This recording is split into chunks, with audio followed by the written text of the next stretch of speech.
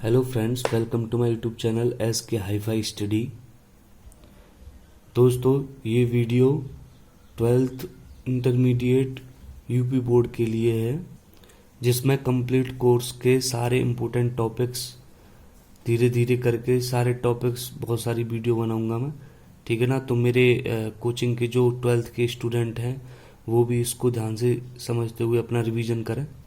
और मेरे प्यारे बच्चों, अभी तक जिसने मेरा ये चैनल सब्सक्राइब नहीं किया है तो प्लीज़ सब्सक्राइब करें।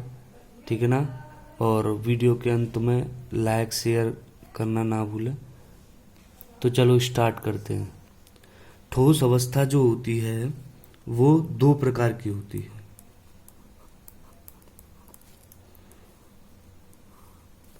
एक तो क्रिस्टलीय ठोस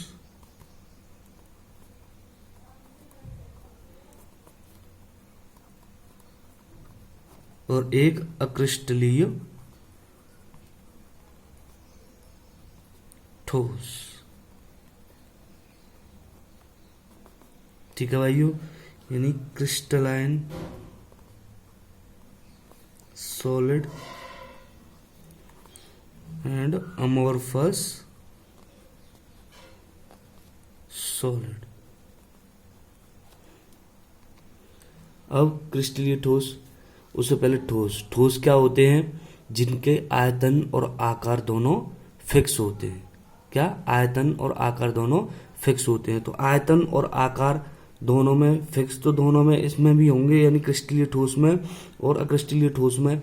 अक्रिस्टलीय ठोस में बाहर से आयतन और आकार तो फिक्स होते हैं, लेकिन क्या होता है कि क्रिस्टलीय ठोसों की जो जो कण होते हैं, अणु परमाणु आयन, यानी ये जो कण है इन्हीं से कोई पदार्थ बन रहा है। तो यानी क्रिस्टलीय ठोसों में जो कण अणु परमाणु और आयन होते हैं, ठीक है ना, वो फिक्स रेगुलर पैटर्न में जुड़े हुए रहते हैं। और अक्रिस्टलीय ठोसों में ऐसा नहीं होता है। जैसे क्रिस्टलीय ठोस, जैसे मान लो कण इस तरीके से हैं,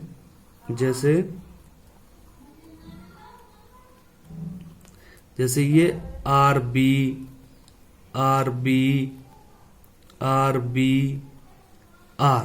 ठीक है ना। तो इसमें कण जो हैं एक फिक्स रेगुलर पैटर्न में जुड़े हुए हैं। आर के बाद बी है, इसमें बी के बाद आर, आर के बाद बी, आर के बाद बी, इस तरीके से जुड़े हुए हैं। ठीक है ना। अक्रिस्टलीय ठोसों में क्या होता है कि अक्रिस्टलीय ठोसों में ये ऐसा कोई फिक्स रेगुलर पैटर्न नहीं होता है। इसमें जैसे R R R B B, इस तरीके से अलग अलग टाइप के कण एक दूसरे से जुड़े हुए रहते हैं। अब मुझे एक बात बताओ, अब यानी ये आर बी टाइप का है, आर बी टाइप के कण आपस में जुड़े हुए हैं, तो इनके बीच जो अंतरा आणविक बल है वो समान होगा। यानी इसके इन सभी के बीच में अंतरा आणविक बल एक ही प्रकार का होगा। लेकिन इनके बीच, जैसे इसमें तो आर आर आर आ गया, फिर बी आ गया, फिर इस तरीके से अलग अलग प्रकार के अंतरा आणविक बल हैं। ठीक है ना।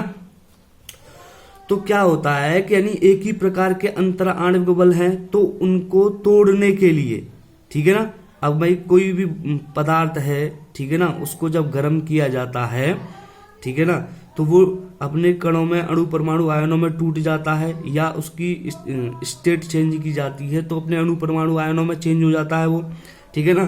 तो अब इन दोनों प्रकार के कणों को अलग करने के लिए, ठीक है ना, जो ऊर्जा की आवश्यकता हो रही है वो एक ही प्रकार की, यानी जितने ताप पर ये एक दूसरे से अलग हो जाएंगे उतने ताप पर ये, उतने ताप पर ये। ठीक है ना।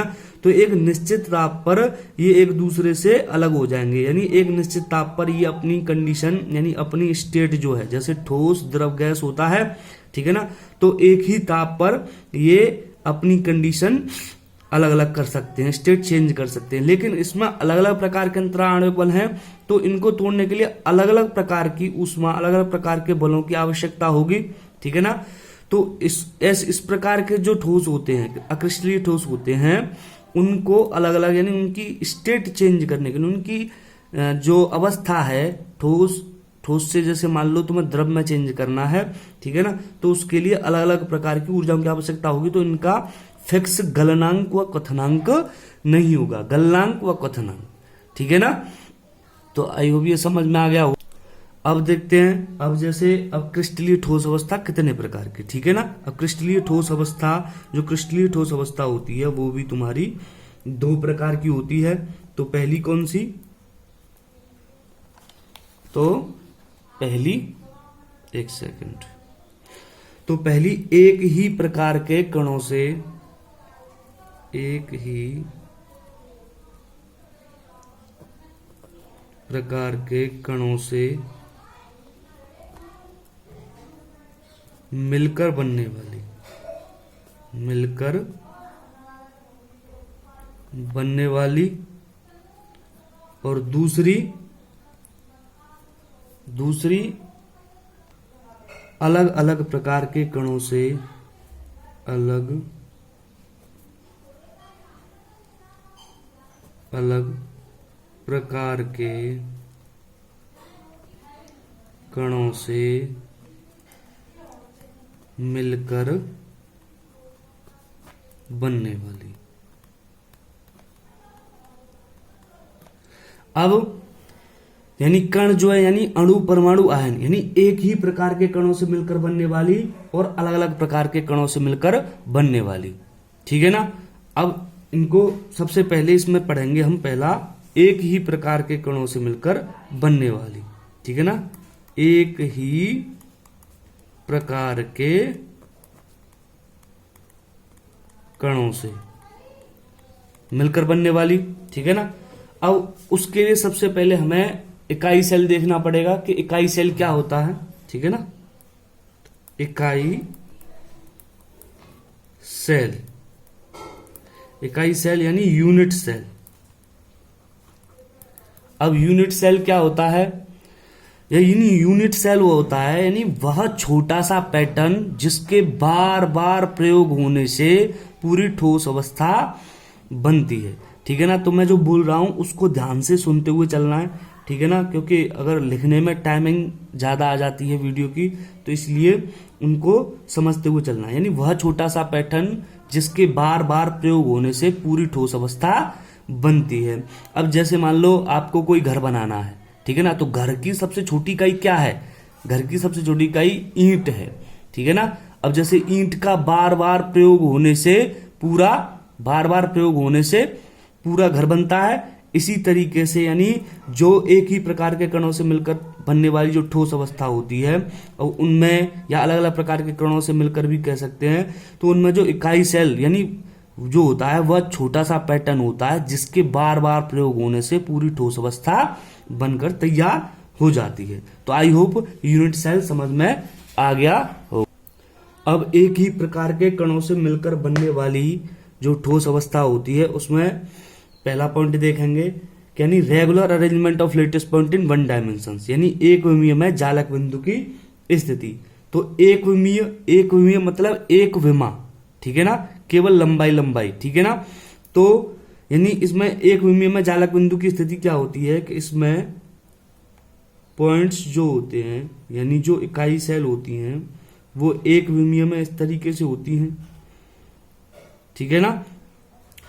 अब यानी एक विमीय में इकाई सेल, यानी ये पॉइंट हो गई, ये इकाई सेल हो गए, ठीक है ना। ये अणु कण जो है, अणु परमाणु आयन है, वो हो गए।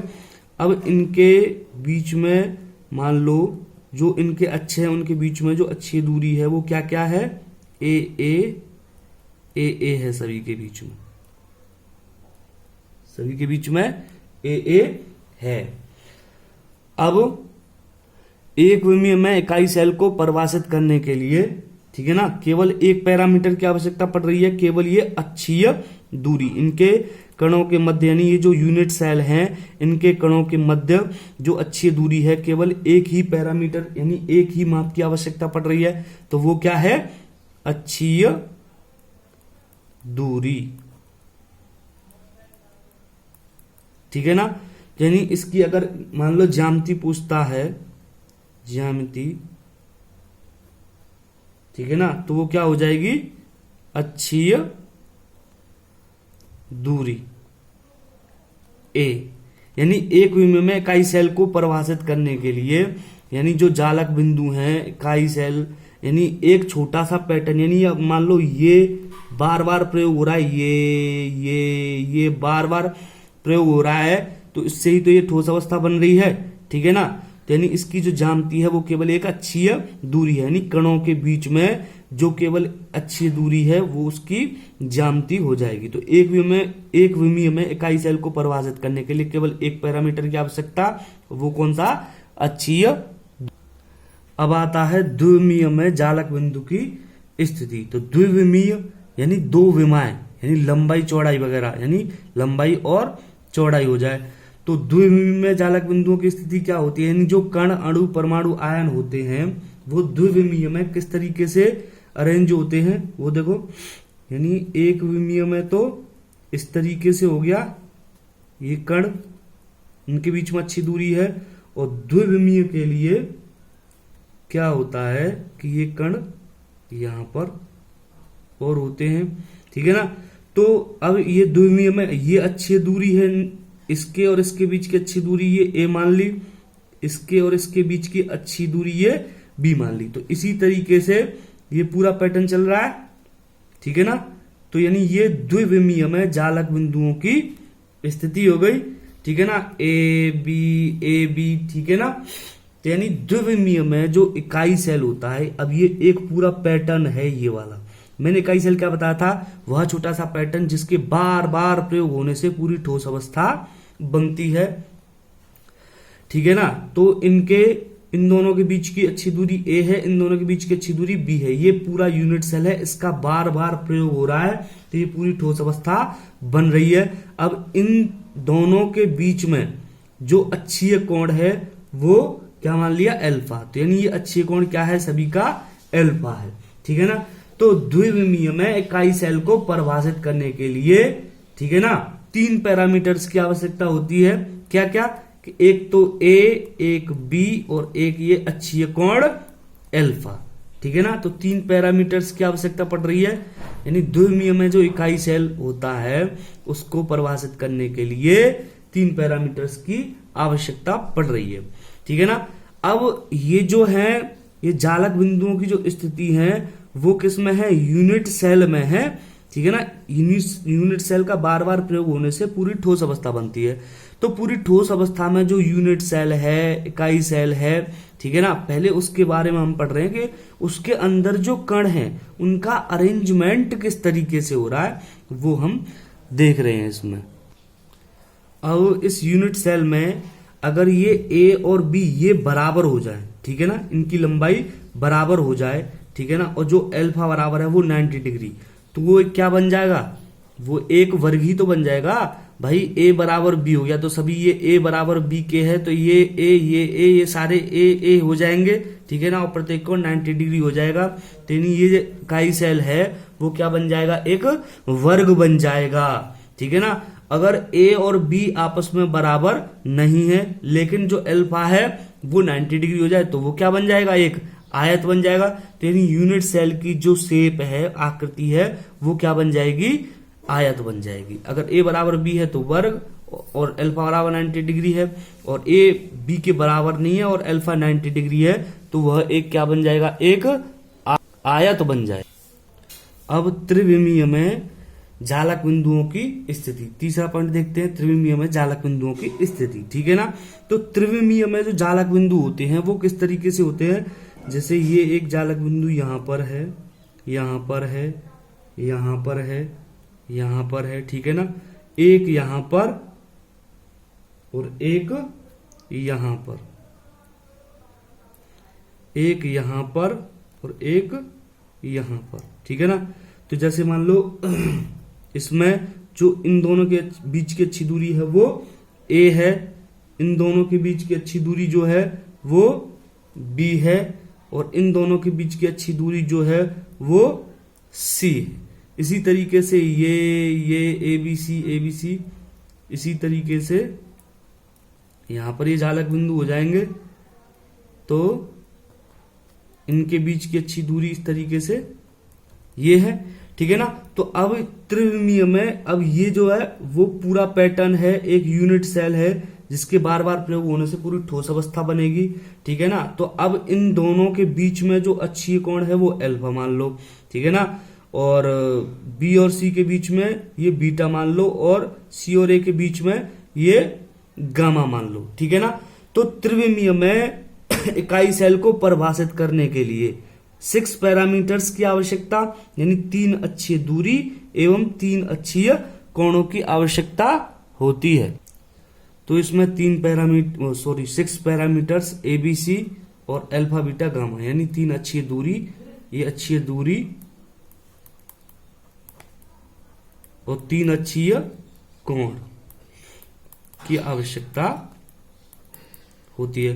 तो दोस्तों आगे का पार्ट अगली वीडियो में आएगा, ठीक है ना। और जिस बच्चे ने अभी मेरा ये सब चैनल सब्सक्राइब नहीं किया है, ठीक है ना, तो इसको प्लीज सब्सक्राइब कर लो। सब्सक्राइब करने में क्या जाता है, और उसमें बेल आइकन को दबा लो जिससे सारी वीडियो आपके पास पहुंच सके, ठीक है ना। और लाइक्स और कमेंट करना ना भूलें, बताना वीडियो कैसी लगी, फिर आगे मुझे इससे हौसला मिलेगा, तो फिर आगे मैं और अच्छी वीडियो बनाऊंगा, ठीक है ना। तो सभी लाइक और शेयर और कमेंट करके बताएं, ठीक है ना, कैसी लगी वीडियो।